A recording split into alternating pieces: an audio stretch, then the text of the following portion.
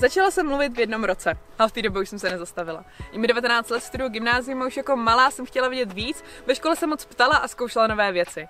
Hrála jsem také v divadle nebo mluvila v školním rozhlase a možná proto se dneska nebojím vystupovat před lidmi. K podnikání jsem se dostala až v 15. Založila jsem svoji první studentskou firmu, a to na přednášky o ekologii a produkty s ní spojené. Svoji druhou firmu jsem založila až v 17. Tato firma byla velmi úspěšná. Vyhrávali jsme soutěže, jako je 90 vteřin před investory, ale umístili se i v celostátním kole soutěže Top Logo. Vyhráli jsme i cenu za nejlepší prezentaci. Doma mi vždycky říkali, líná huba holí neštěstí. A tak jsem se doslova díky mluvení dostala do Evropského parlamentu, přes výhry v politických debatách až třeba do televize. Na vyšším Gimplu jsem také organizovala a spolumoderovala školní ples a spoustu dalších školních akcí, na kterých nikdy nemůžu chybět. Ve volném čase se věnuji seberozvoji. Nejvíc ale miluji cestování a vandry ve skupinách, které mě naučily pomáhat ostatním, myslet týmově a dělit se. Ráda zkouším nové věci, do všeho, co dělám, jdu naplno, nemám ráda stereotyp.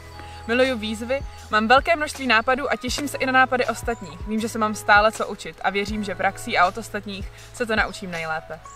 Ke studiu inovativního podnikání mě tak motivuje stejná věc, jako mě motivovala, když jsem podnikání zkusila poprvé.